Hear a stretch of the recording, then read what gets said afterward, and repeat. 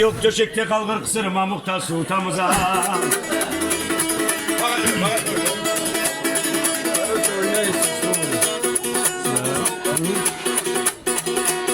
Oh dadamlı komşudağı dadamlı. Kısırlarda kopsuya tanavullu adamlı. Yatsam yukumla gelmeyi purcullu karavatta. Bugün olmagan ibak olmasın kıyamattan.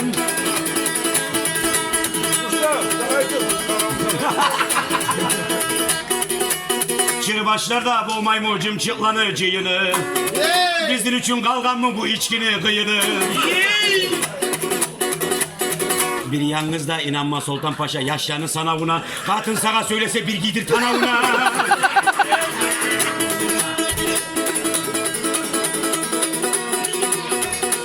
Allah için gertizat sultu yerine boşaysan.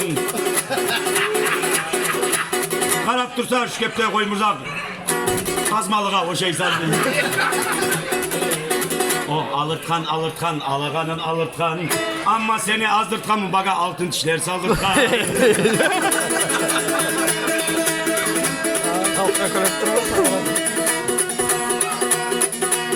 Arıyorum mu bir başı, vergi oranma karşı. Sizin gibi iksemizler koymuzda Zakatovka'ya yakşı.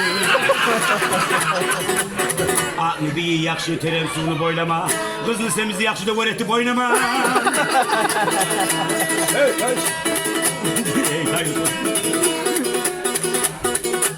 Akşam çak ay yarıkta baradım oram yarıp. Aldıma kısır çıktı mağa bakıp bir cayı.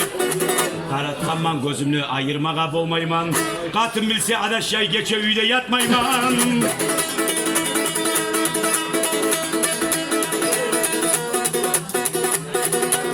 Tikleniyen iki gözüm yılan bakağa yemik. Karasan bir tiştaypa kara kuruklu yemik. Şondan ayrılıp gittim işime bakıp. Geçe üye kaykanman kısır tura yantayı.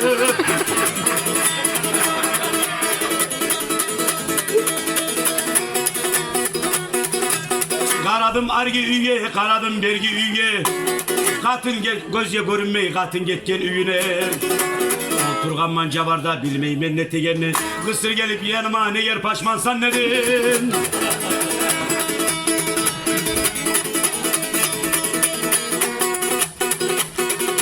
Paşman bolmayı neteyim karada bolgan zatka.